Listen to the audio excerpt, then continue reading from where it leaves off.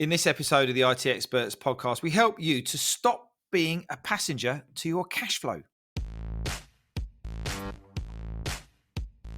Welcome to the IT Experts podcast, the only podcast to help MSPs scale to 1 million, and if already there, get to 5 and go faster. At the end of the day, isn't it all about building a business that works for you rather than you for it? I hope you enjoy the show. So good morning, good afternoon, good evening. Welcome to the IT Experts podcast. Today I've got a really exciting guest for you today. We've got one of our clients, Gary Rayner, and we're going to be sharing with you how to really get to understand your numbers in your finance. And you're going to learn some great tips and tricks that Gary's used to bring out, to stop him becoming a passenger to his cash flow. Before we get cracking, Gary, explain to us all, who are you, what do you do, who do you help, what's the size of your MSP, where are you, the amount of people you've got and all of that kind of great stuff. Hi Ian, thanks for having me on. So we're an MSP, we're based in East Anglia, Suffolk to be precise. We are just heading for our 7-figure turnover after 18 years of being in business. And we're a team of 8 and growing. Fantastic, fantastic. So why are we talking to Gary today? Right, the reason that we're talking to Gary was he made quite a big investment at the back end of last year. And the results that he's now got out of this investment, which was bringing in a CFO, Director of Finance, have been massive. And, you know, in the Growth Hub, as with every ambitious MSP who wants to grow, the knowing your numbers is absolutely critical.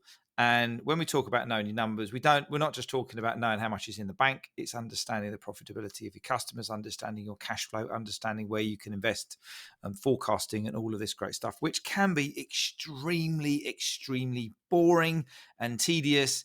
And because of the high profitability of most MSPs, this is something that can be completely overlooked. But I wanted to get Gary on today because I want him to explain the story of what he's been through, because I think you'll find it truly inspiring. Gary, before you identified the change that we're going to talk about and what you needed to do, what was your relationship with the money side and the commercial side of the business, sort of like over a year ago now? So prior to bringing on our CFO, who, point of clarification, was an interim CFO, so he was only here for 3 or 4 months to put good things in place. We were working with an in-house bookkeeper, finance person. They managed our day-to-day invoicing and bookkeeping. That had grown from many years prior from me doing it myself to just having someone ad hoc doing it, to then bring it as a completely in-house process. Brilliant stuff. And was the finance something that interested you, or were you just happy with taking money out at the end of the month and going on holiday with the family? I love the finance, because at the end of the day, that's why we're here. That's what we do. That's why we do what we do. It's my favourite part of the job. Sending those invoices out every month. That is the bit. That's the kick, I guess. That's one of the reasons why we do what we do. It's why we run our own businesses and spend all this time, late nights, and stress, because we want to earn the money. Exactly. That's what it's all about. So what was when there's any change in any business, whether it be deciding to grow the business, whether it be deciding to, go on a different route or employ new people, there's always a point of change. And there was a point here, wasn't there, for you, where you went, hang on a minute, what got us here is not going to get us there. We need to make sure we really get to understand the deep and meaningful numbers of the business. Because when you came into the Growth Hub, we go through an exercise called the headline numbers. How insightful was that into what you knew beforehand, to kind of like what we helped you to discover as it was? Having a process to follow was something that was really beneficial. Having that guidance from a defined way of doing something that allows you to compare yourself to your peers is something that I find very interesting, and it's a great way to establish whether or not what you're doing is correct, what they're doing is correct. It's a lovely way to really put a rubber stamp on someone's business and what they're doing. And when you completed that exercise to start with, was there anything that made you kind of sit up and think, hang on a minute, that doesn't look right, this doesn't look right, kind of gave you a little bit more detail, didn't it? Yeah, so I mean, historically, our P&L, which is what I've lived off for a few decades now, it has been very detailed. It has a lot of information inside it, which allowed us to actually kind of embrace headline figures, but being able to then break those down into their subgroups to either be more detailed or be less detailed about what we're recording, allowed us to see the profitability between departments, between cost centers, and then actually highlighted some areas where we either were misbilling or not billing. Not billing was a scary one. That's right. And this is about you focusing your time on what we call the £1,000 tasks. So you know which areas, £10 task, very low activity. £100 task is what we're looking to delegate. But for strategically, for growth, visionary, and and the business side of things, we're looking for Gary to spend his time looking at where are we not selling a particular service, where's a client not profitable, and it's those those £1,000 strategy tasks.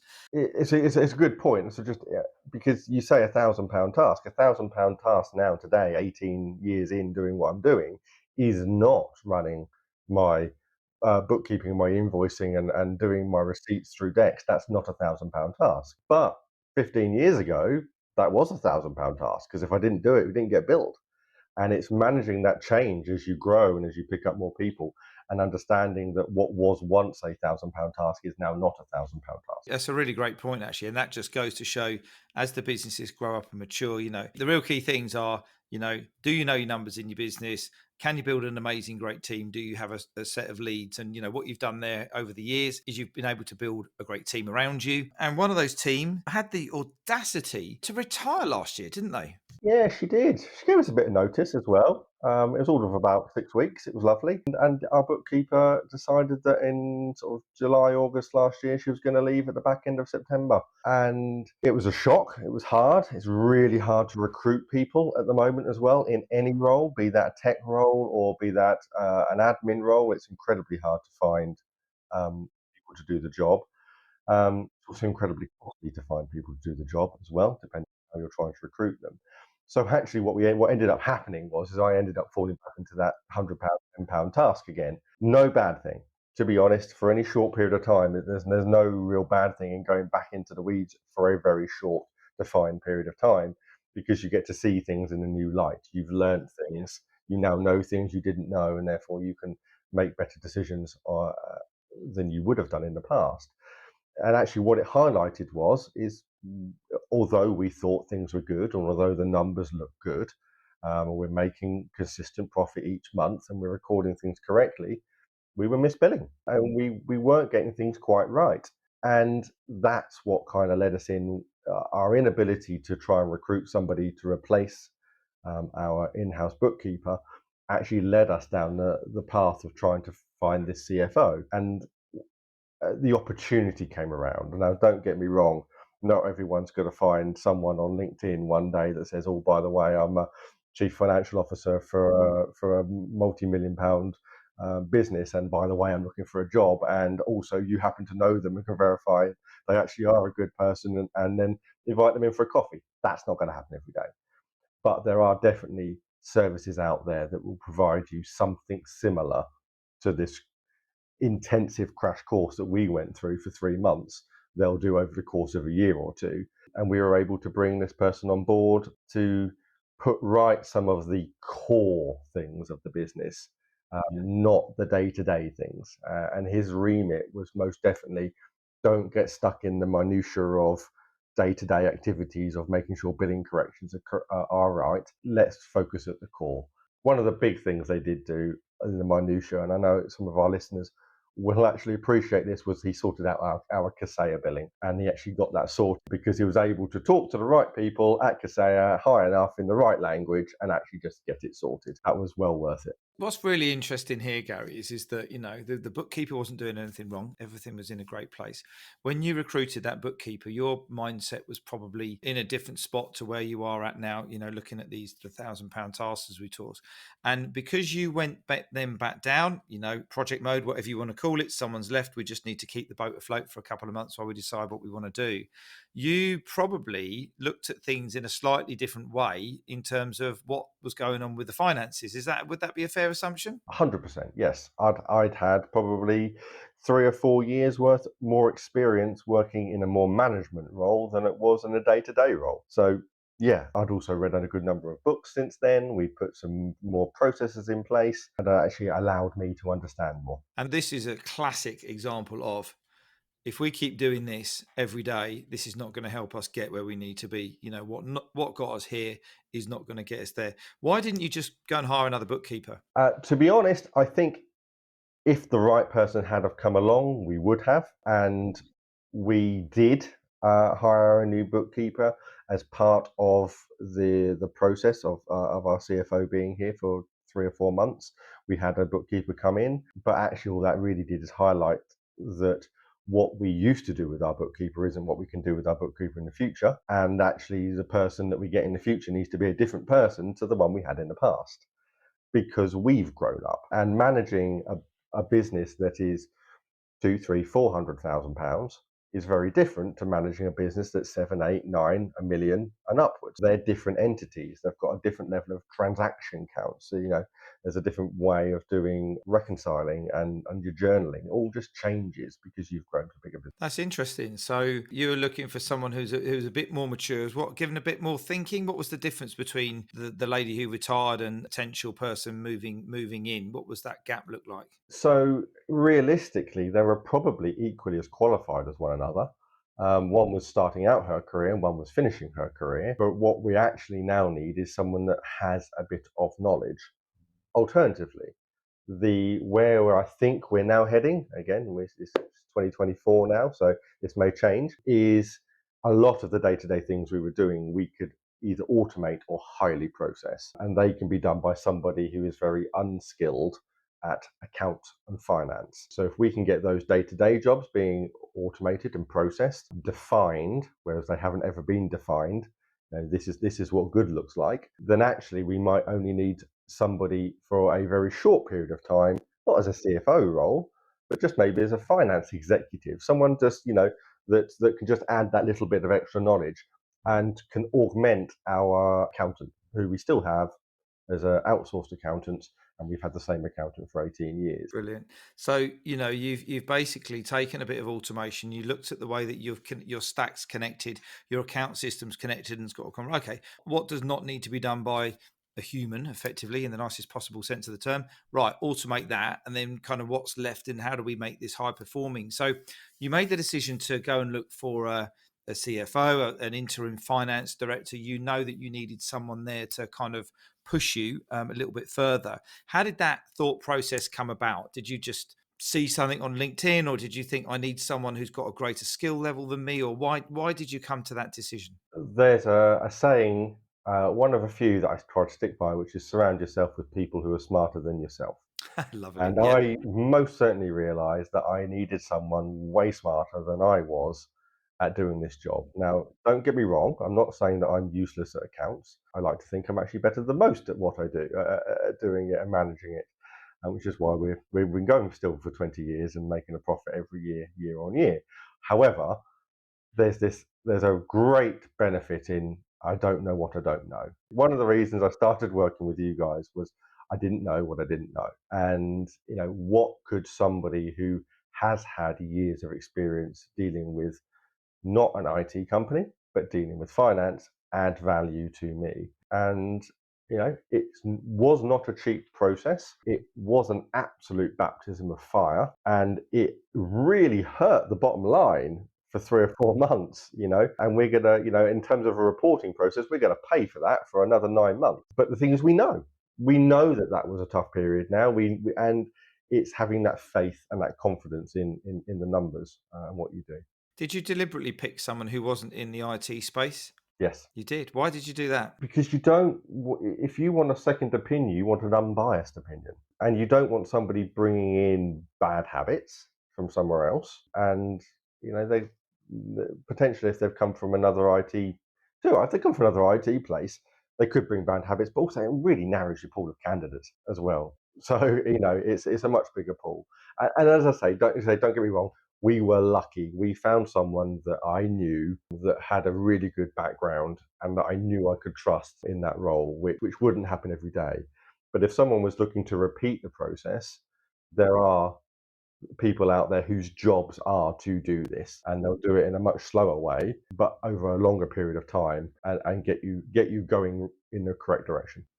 Brilliant. So what happened then? You've already said this was going to kick the bottom line for 3, 6, 9 months. We've got someone in who's more experienced than you in the finance side of things because we want to go faster. We want to go, want to understand more about the business. What was the process that you worked with this guy on? Some of it, there's loads of tools out there for an IT professional these days. I think, Ian, you normally call them shiny balls. Yeah. Um, So Yes. we see them and think, oh, fantastic, that thing's going to change my life. That thing is, and I'm going to get that one in place, and it's going to solve all my problems, and I'm just going to carry on. I can forget about that job. But actually, you find that you're spending more time figuring out that tool, learning that tool, and getting it right. The best tool at our disposal when we're dealing with numbers is Excel. You know, Excel. Yeah. who knew Excel was the tool that you needed to calculate I love numbers and Excel. compare things? And yes, you can get lost in an Excel spreadsheet, but for instance, we're a Pax8 partner. Pax8 have great integrations with our PSA Autotask, and Autotask has an automatic synchronization, albeit through a third party, to Xero, which is where we do all of our accounting. But that doesn't mean that the data that you have inside Pax8 is actually the data you end up with inside Autotask, and it doesn't mean that the data, even if it did sync perfectly and the numbers were all correct, it doesn't mean you're capturing and billing it. Every single one of these tools has its own problems. So being able to have for one example, Office 365 licensing, having something that says these are the licenses that we actually bill, and these are the licenses we pay for. One's an export from Xero, one is an export from Pax8. And you just go each month, put the data in, and compare the two. And you're on your MacBook, and your double thumbs up just then, for those who are watching this on video, has created an amazing screen. I was mesmerised by the screen behind Gary. Fireworks effect You going see the on. fireworks that have come across just at that right time when you mentioned PAX 8, Yeah. which is absolutely You're not going to get that on incredible. radio. So yeah, so being able to run those tools on a monthly, quarterly, 6 monthly, whatever cadence that you want to run them on, just to give you the confidence that the tool you're using is correct. And having somebody that can go and do that job, that you're not spending your £1,000 an hour doing that job, and you're paying someone else to do that, so you can focus on doing other things. I guess that's the real win that we had. Is it really allowed me to plan and focus on the bigger picture, and let somebody else deal with that task, and know that put us on a good track. Did you agree that this was just going to be a 3 or 6 month thing? Did you kind of have your out? So right at the beginning, he gave them a list of, right, this is what I want you to do. This is what success looks like in this kind of mini project. What was that criteria? What did you need to find out or want to find out?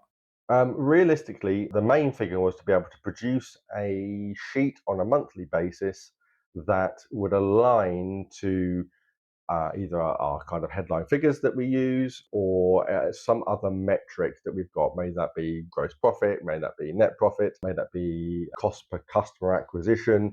We've got a sheet now that says this is what we've done in the last month, quarter, 6 months, and then comparing that. The second part of it was to find a tool that allowed us to forecast, and we actually settled on a not so shiny tool called Fathom, because it's really quite simple in what it does, and it just allows us to forecast those things forward, Right. and it updates from our actuals every day, effectively on a monthly basis. So, and allows us to forecast forward at a very, very low cost of about $30 a month. It was nothing to be able to not spend that time in the spreadsheet. And then we said, look, actually this has to last for a certain amount of time, and our end date was Valentine's Day this year, and that was the date that he was going to finish on, was Valentine's Day. Fantastic.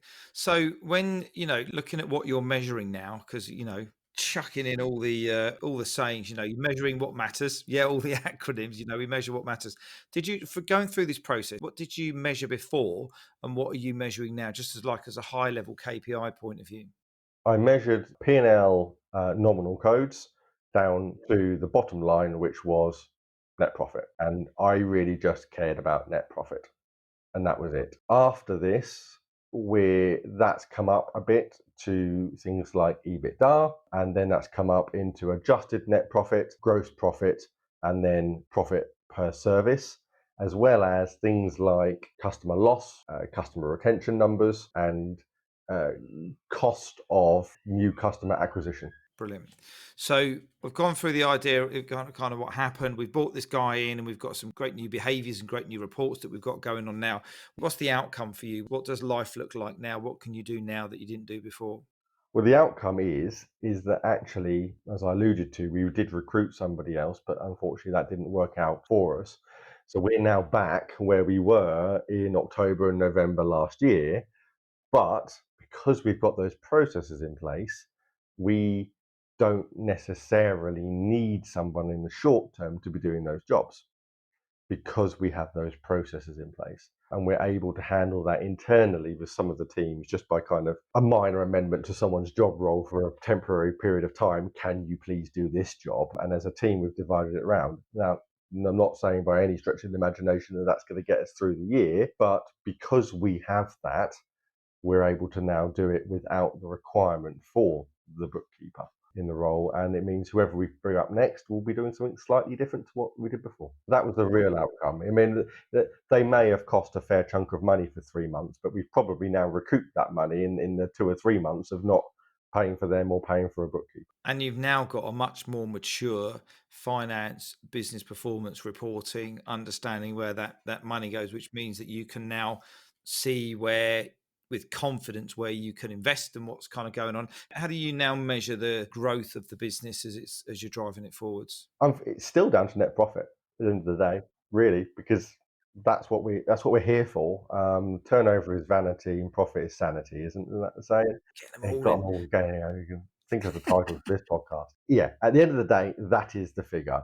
I'm being told that maybe I should be focusing a bit more on my balance sheet now than I am in my profit and loss as kind of the next phase. I haven't got my head around that yet. Haven't got your head around that. What does your forecasting look like? Are you forecasting cash flow and budgets? Yeah, so more forecasting than budgeting because, generally speaking, the size of the business kind of work with what we have as opposed to knowing what we're going to have. And we cannot guarantee we're going to get £1 million in next year. We cannot guarantee we're going to get £500,000 in next year. So we'll always have to work with what we've got at the moment. But being able to forecast and says, okay, actually, you know what? If that customer goes, what might that look like? If we pick up another customer, what might that look like? If we pick that up, then do we then need to be able to then hire a new tech or a new service delivery manager or whoever that may be? So that forecasting side of it allows us to get a glimpse into the future. Absolute magic.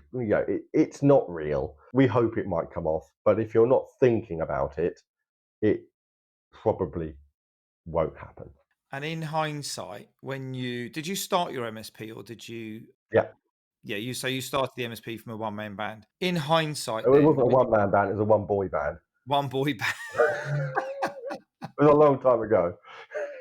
One Direction, one boy band. Oh, come on, I get on with was it. Yeah, very lucky. I had a customer who, and I even went back and thanked him 20 years later and said, "Thank you for giving me that opportunity because if it wasn't for that man in that business, I wouldn't be where I am now because nobody else wanted a 17-year-old spotty kid with goofy teeth to look after their IT. It was not going to happen. And 23 years later, we still support that customer do you and really? Oh, I how I amazing! might love goofy teeth, but not so spotty anymore. Oh, that's absolutely incredible. So cash flow forecasting is something that we talk about with our smaller clients, and sometimes they look at us as if we're talking to them in Mandarin. The importance of cash flow forecasting, how would that have helped you in your journey up to 750K from scratch? Because it's not something that's front and center of these MSPs who are kind of stabilizing themselves, is it? But it's No, absolutely critical. I think the answer is actually a little bit different because it's not actually the outcome of the forecast that is important. I think the fact that you can do a forecast is what's important because just getting yourself prepared for it is part of it. Compare that to running a marathon. It's great to run a marathon, but all the work you do in the year, 2, 3 years beforehand to get yourself ready to run a marathon is really where is the important part of the work.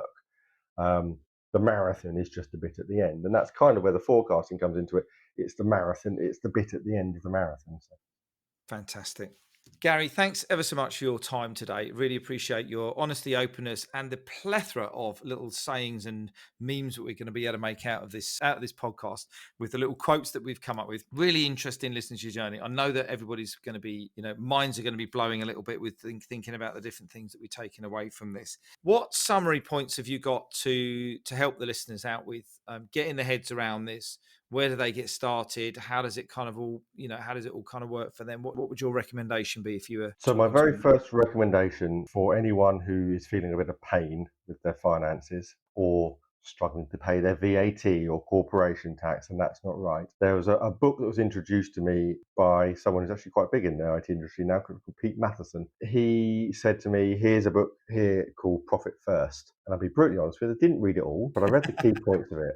And the key point, because it's very American and it does go on a bit, the key points of it were work back from what you bill someone and turn that into a percentage of what your profit should be and what your cost should be. If you can work out those, you'll also know what your corporation tax is. And put that money aside each month. That might be 2% of what you bill, 4% goes to profit, and the rest of it is your cost. If that's all you did, you'll never have to worry about that again. But get that book.